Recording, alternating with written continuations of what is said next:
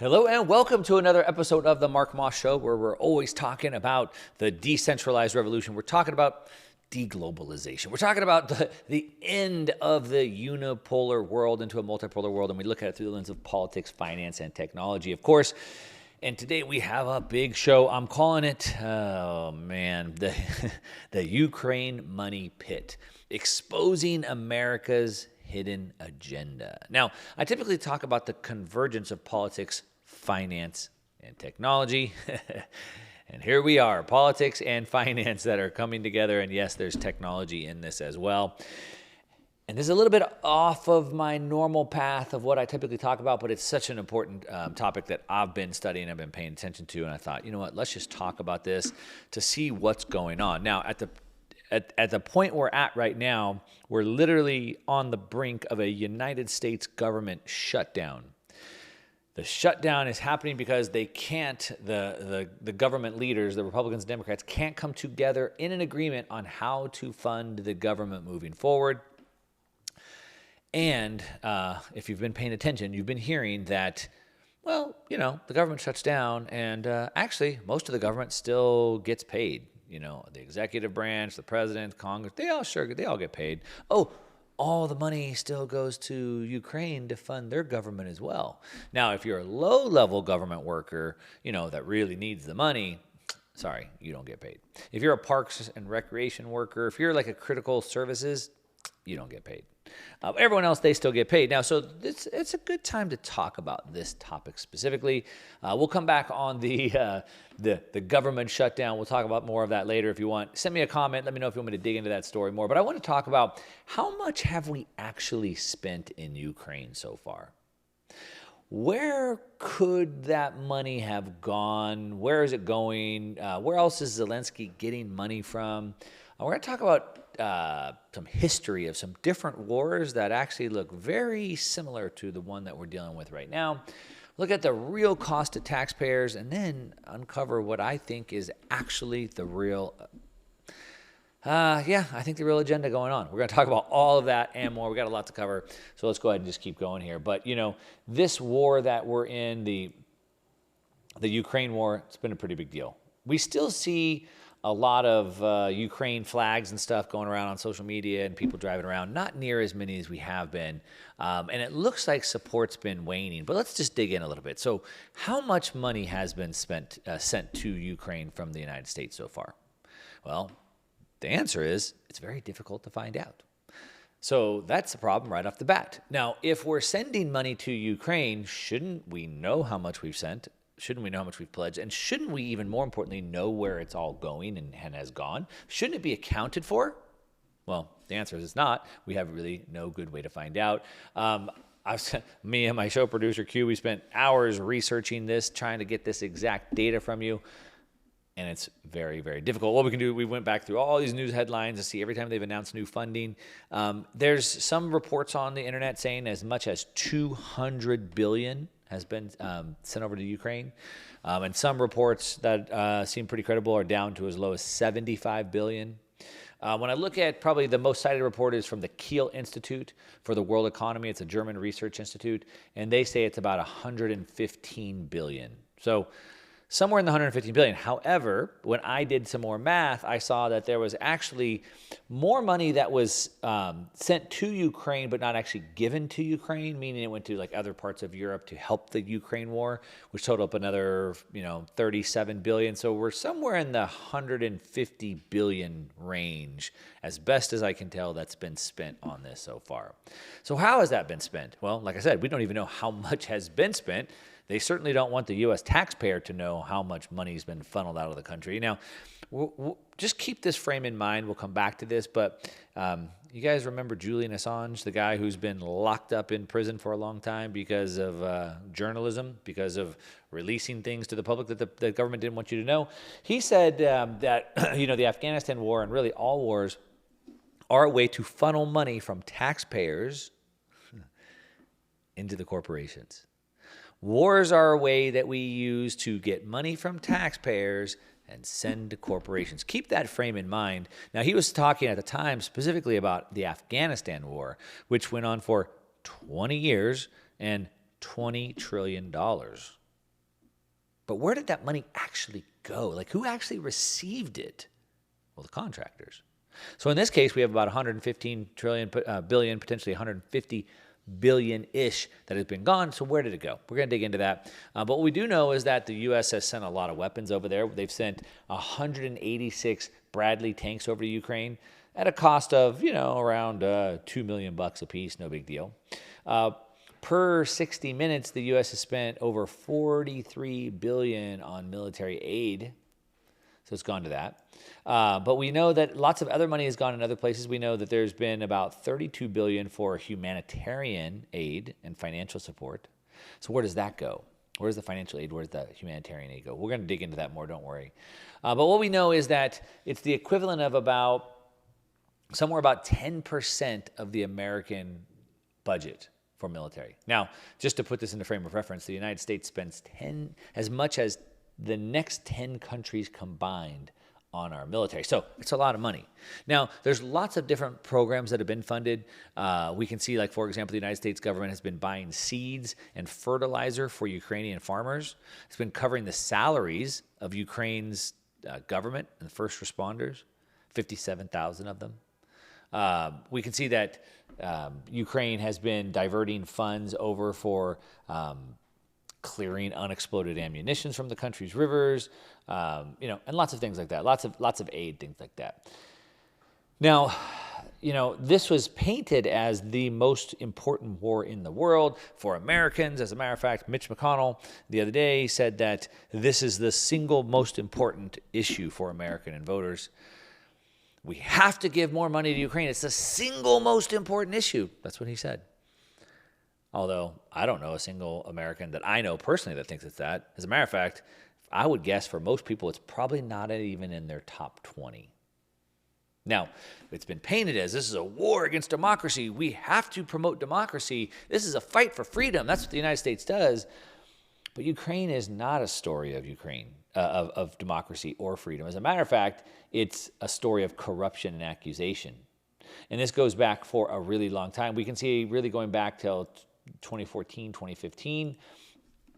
We can see then in 2015, the then Prosecutor General of Ukraine was accused of corruption by the National Anti-Corruption Bureau of Ukraine.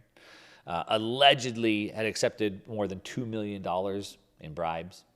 Of course, those allegations were denied. In 2016, we can see the Minister of Infrastructure was arrested for corruption. 2017, the then head of the State Customs Service was arrested for corruption. According to the monitoring group Transparency International, Ukraine is ranked the second most corrupt country in all of Europe. Only Russia scores lower, but that's in corruption. So they're right next to Russia. Now, in addition to that, supposedly it's some form of democracy, but the president, an actor, literally got into power by getting the democratically voted in president thrown in prison. And then he went around and shut down churches and locked up pastors, and that doesn't sound like a free democratic country to me. But we're going to come back to all that, don't worry. Let's just keep going. So based off of these rankings, it's the most corrupt country. It's certainly not a free, open, democratic country either. But again, where did all this money go? Just recently, we saw this week that one of the defense ministers took off with like $1 billion. And Zelensky says, don't worry. It's not American money. It was Ukrainian money. Yeah, but the U.S. is the one giving the money to to Ukraine. It's insane. But why is all this happening? We're going to come back to that in a second. But, if you're worried about this as an American, you know that you need to chase your own American dream. There's a lot of things going on outside of your control, but there are things that you can control. And that's exactly what my friend Dutch Mendenhall is talking about when he wrote his book called Money Shackles. Money shackles are things that we've learned in our past that hold us back from success. They're financial hamstrings, if you call it that. And we've been taught things like go to school, get a good job, take on lots of debt. But he says that that's wrong. And he wants to help you redefine your American dream. It's no longer viable just to sit there and watch people get rich and see the American dream dying fast. You have to go out and grab it for yourself. And so if you want to learn how to do that, get this book, The Money Shackles. You can learn more about the book at therad.com. Again, that's THERAD.com, therad.com. Break free from your money shackles. Visit therad.com. Get this book. But how much is enough? How much money do we need? Because Ukraine's recovery is going to require all types of investments. It might actually be the biggest investment project that we've ever seen. As a matter of fact, Zelensky actually came over and met with global leaders in July of last year and said that the country estimates it needs more than $750 billion through 2032 in grants, debts, equity, things like that. Now, this is more than triple the European Union's annual budget. Upwards of $150 billion is needed for housing and infrastructure alone. Now, it's more than triple the annual budget that they spend. That's how much they're going to need. Now, of course, the U.S. and the EU have pledged billions in public funds to help Ukraine rebuild critical infrastructure. And the corporations are there with their money as well. As a matter of fact, J.P. Morgan, I did a video on my main YouTube channel, Mark Moss, talking about J.P. Morgan's history of funding the war. And we talked about how J.P. Morgan actually played a very pivotal role in World War I and World War II, both in making the war bigger than it ever needed to be, making it go on longer than it ever needed to be, and bringing the United States into the war that it absolutely had no desire to get involved in. And how J.P. Morgan is doing the exact same thing over there. It's been a while since I did the video. I think I estimated, or not estimated, basically what J.P. Morgan has committed was somewhere in the $40 to $60 billion range. Now, ask yourself, if you loan Ukraine money, if you loan them $50 to $60 billion, and that's just JP Morgan, then you have BlackRock and everybody else over there. So we have hundreds of billions that have been committed to be loaned over there. What happens if they lose the war? What happens? Do they get that money back, or is that money gone? Think about that for a minute.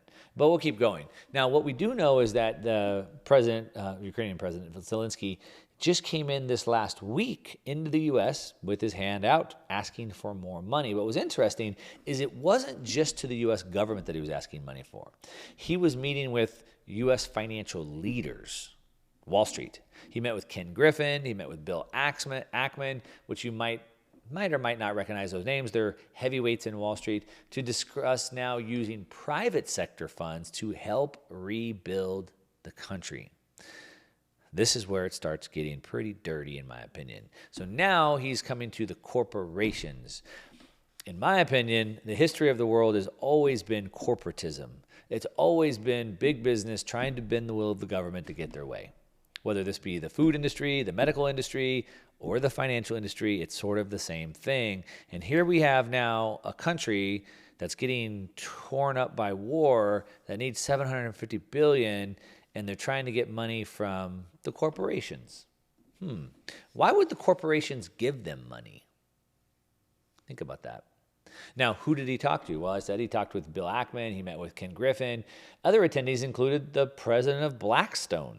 So you might recognize that name. Blackstone's got their hand in lots of things. We'll come back to that. Starwood Capital, former Google chief executive officer Eric Schmidt. His name pops up all over the place in all the worst places. New England Patriots owner Robert Kraft, former U.S. Secretary of State Henry Kissinger. Oh, that's not a good name to have on the list. Michael Bloomberg, the majority owner of Bloomberg News, parent, Bloomberg LP. He tried to run for president. You probably know who that is. But Ukraine's mission to the United Nations in New York was arranged by none other than, yes, J.P. Morgan Chase and Company. So deep ties to the corporate class, the corporations and the banks. But again, why would these corporations want to give them money?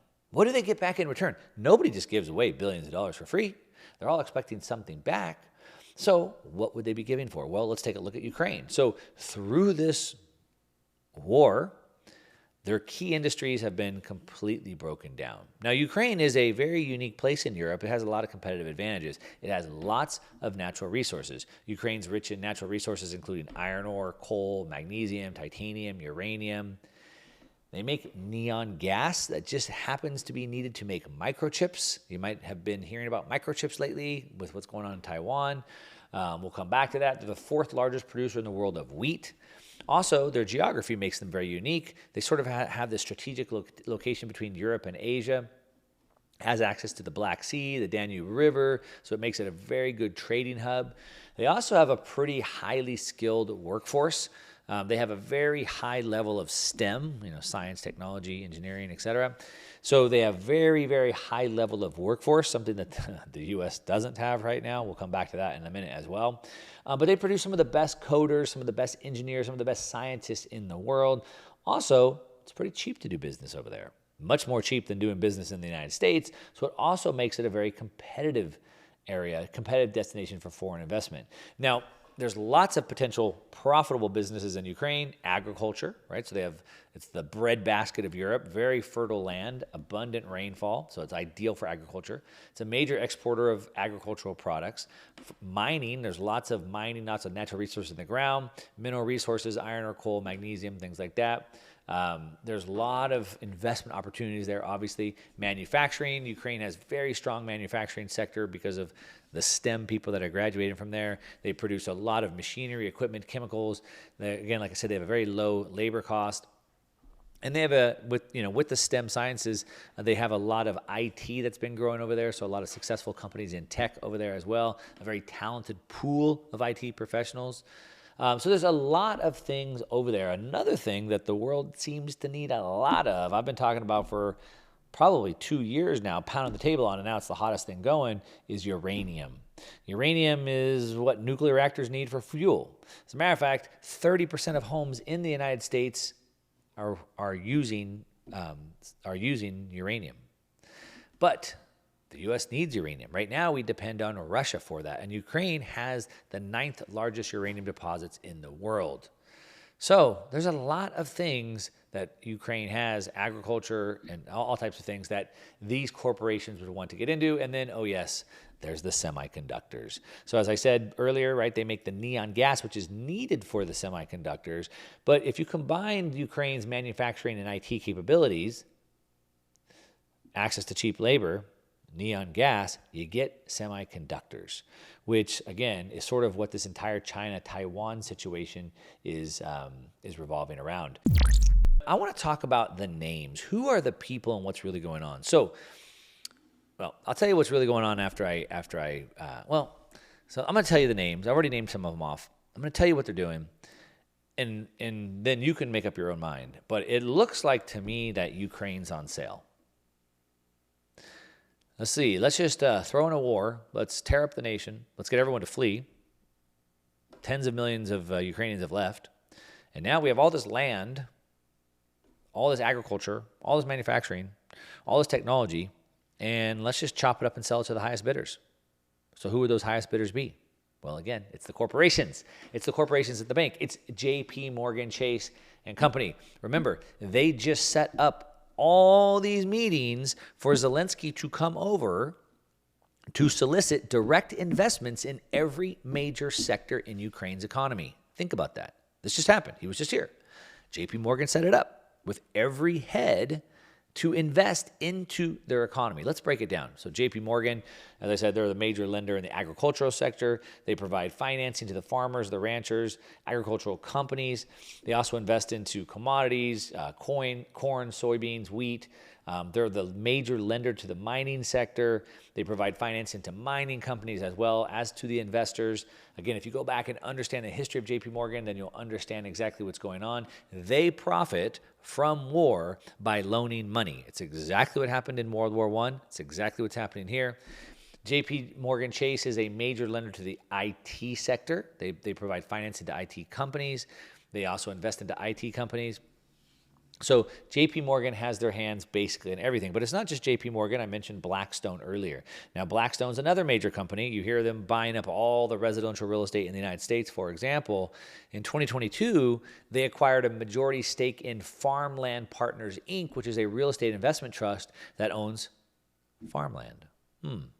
And now Ukraine has all the best farmland in Europe. And now Ukraine's on sale. And now Zelensky's meeting with Blackstone about investments into the nation. Well, what would they be investing into? Oh, could it be farmland? Blackstone has other investments in agricultural companies such as Continental Grain Company. In 2021, Blackstone acquired a majority stake in Talison Lithium, one of the world's largest producers of lithium.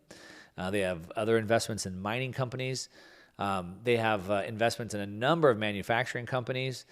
They have global foundries that make semiconductors. Here we come back to semiconductors. So they have all these things. They have investments in Snowflake Incorporated, a data warehousing company, IT companies. So Zelensky's meeting with him to invest into the country. And what do they invest into? Well, it turns out all the things that are on sale in Ukraine. Now, they have other tie-ins. You've heard me talking about Mitch McConnell, good old Mitch McConnell, the guy that needs to retire. If you're not demanding his resignation, then what are you even doing? He can't even have a press conference without locking up.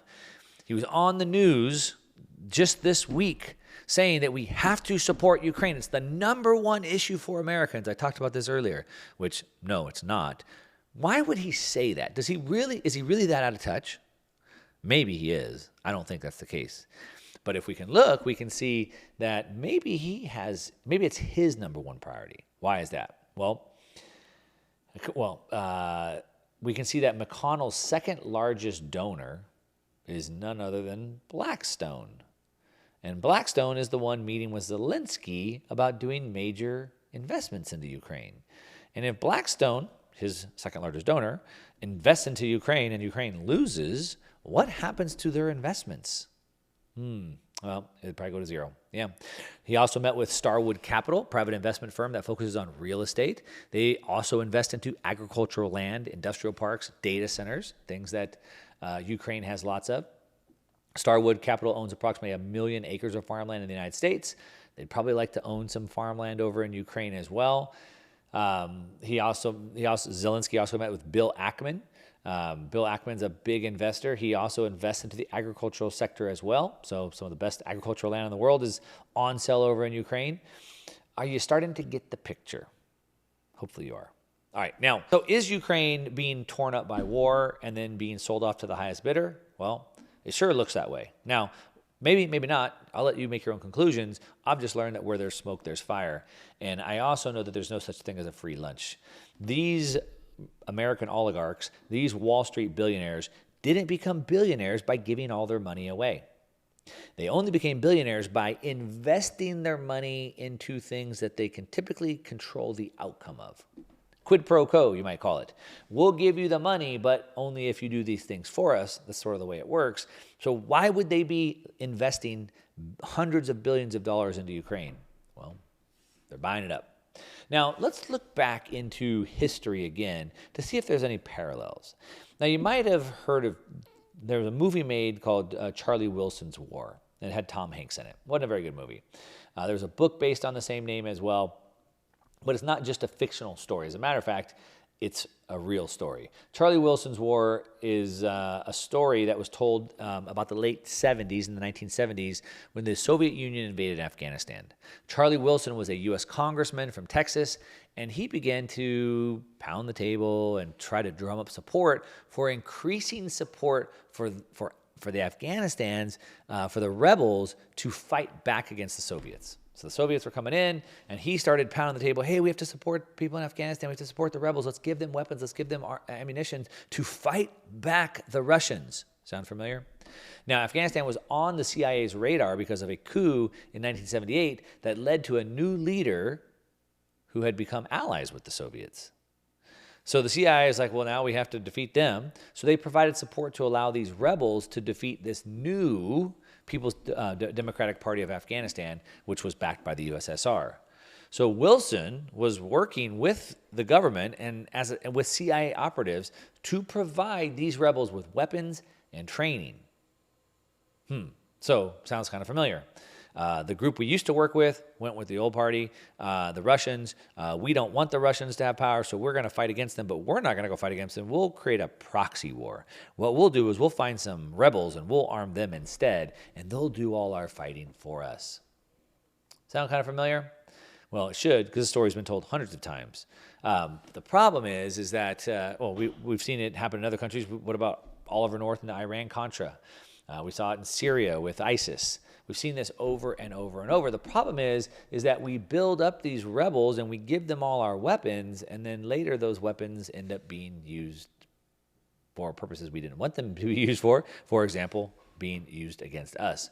Now, Charlie Wilson is kind of infamous for doing this. But like I said, this happens all the time.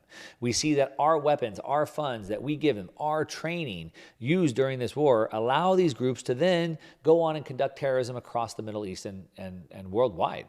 We're giving $100 billion worth of aid, billions and billions of dollars of weapons to Ukraine. But where is it going?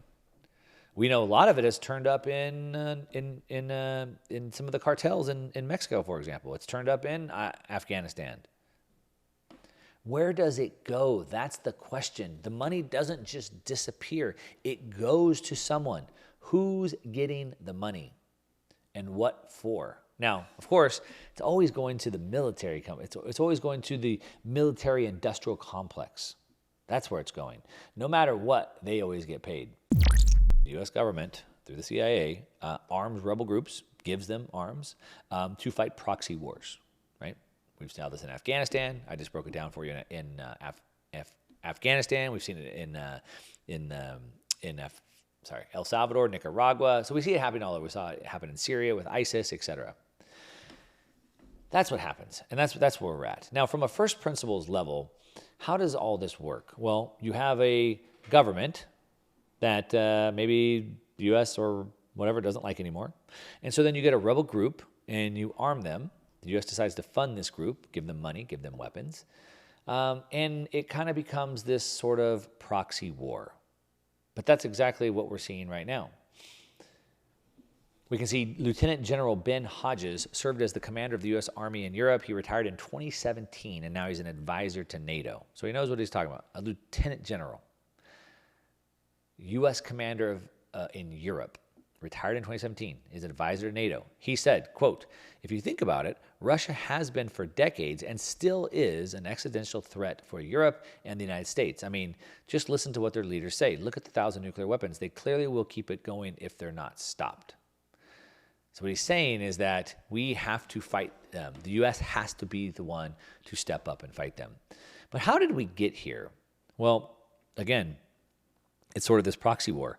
We have to take control over the government. We can see that it started in the winter of 2013, 2014, when the Ukrainian leader refused to sign the European Union-Ukraine Association Agreement. Russia refused to recognize the interim pro-Western government, calling it a coup, is what he called. A coup, a color revolution. What is a color revolution? Do you know for sure? Well, let me break down the 7 tenets of a color revolution, and maybe just tell me if you think this sounds familiar. So 1, it starts with a semi-autocratic rather than a fully autocratic regime. 2, you have an unpopular incumbent in office. 3, you mount up a united and organized opposition to that incumbent. 4, you have an ability to quickly to drive home the point that voting results were falsified.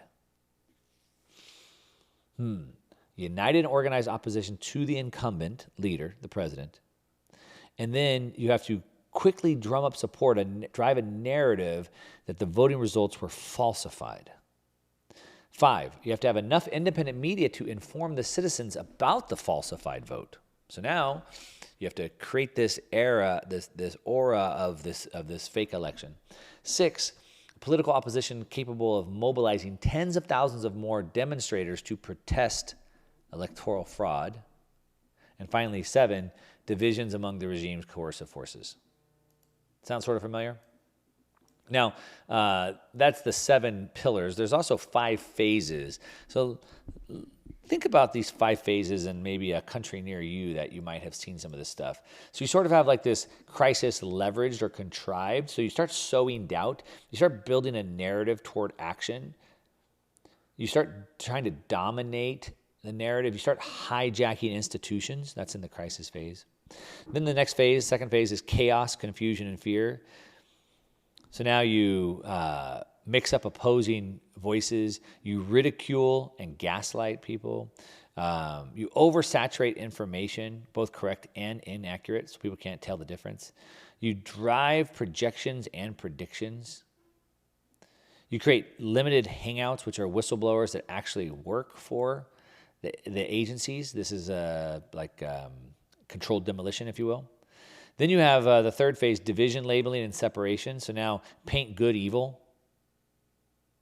Paint a good, evil narrative. Introduce outward signs, badges, symbols of an alignment. Separate population from traditional sources of community. Poison organic dialogue. Like disinformation, misinformation. Population will begin to self-identify and segregate along labels. That's stage 3. Stage 4, apathy and doubling down. Throttle crisis narrative as required. Too much creates a revolt. Too little, and apathy is not achieved.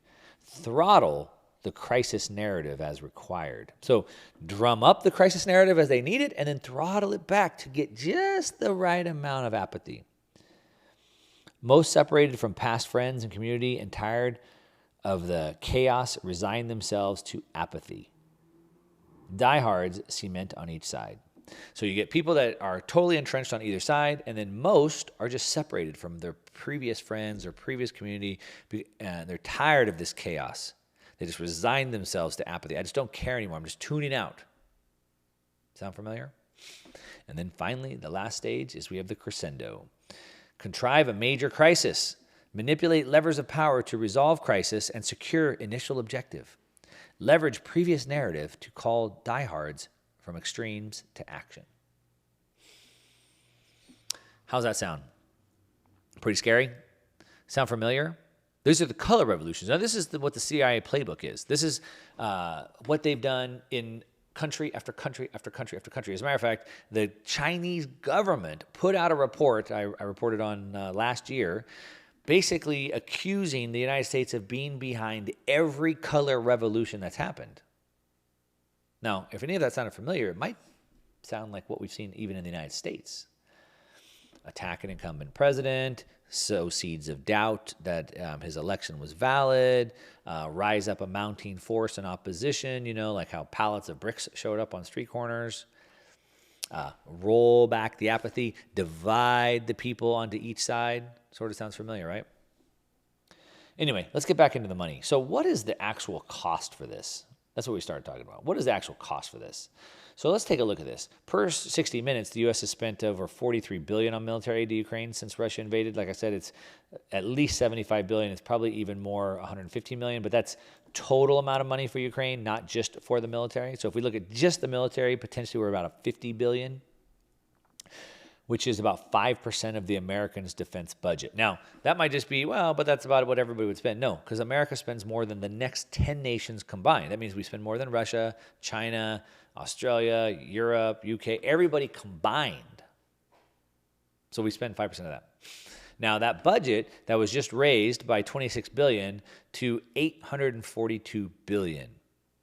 So now let's do some math. If we go to where the budget is now, $842 billion, we use the $75 billion number, that jumps up to 8.9%. If we use the $115 billion number, it's about 15% of the military budget is going to Ukraine. And they want more aid. Now, for comparison, this is inflation, it's worth noting that Charlie Wilson's war ended up giving Afghanistan $3 billion. Now, adjusting for inflation, that's equal to about $10 billion in today's dollars.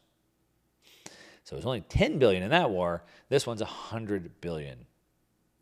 Now, other proxy wars, we had the Anglo-and Civil War, 1975 to 2002. There's about $30 billion spent there. The Nicaraguan Civil War, 1979 to 1990, about $30 billion was spent there. The Syrian Civil War, 2011 till probably still going on, $100 billion has been spent over there. Where does all that money go? It goes to the weapon manufacturers. It goes to the war companies. It goes to these corporations that are going up and investing into all these assets. Who's building supplies? Who builds the tents? Who builds the shoes for the troops? Who supplies the food? Who makes the ammunition that gets fired? Who makes the tanks, the jets, all of those things? Now, we see this happening all over. So, for example, Poland is kind of tired of dealing with NATO. They don't want to do this anymore. And the U.S. said, okay, fine, Poland, we'll incentivize you to stay on board. Here's what we'll do. Let's just give you some money. How about that? How about we'll give you money, but you have to spend that money on weapons that we sell you. Now, if you know your history, you know that that's just a repeating story. It's exactly what happened in World War I. So that's the story. That's what's going on. This is the money pit. $115 billion down the drain, going to these military contractors. It's the same old story we've seen throughout history. And now you know the names of the people who are doing it. I named them off. They're buying up the country on your tax dollars. I'm not happy about it, and you probably aren't either. So let me know. Hit me up on social media. I'd love to hear from you, @1MarkMoss. Let me know you're listening, what your questions are, what you want me to cover. And that's what I got. Thanks so much for listening. Until next time.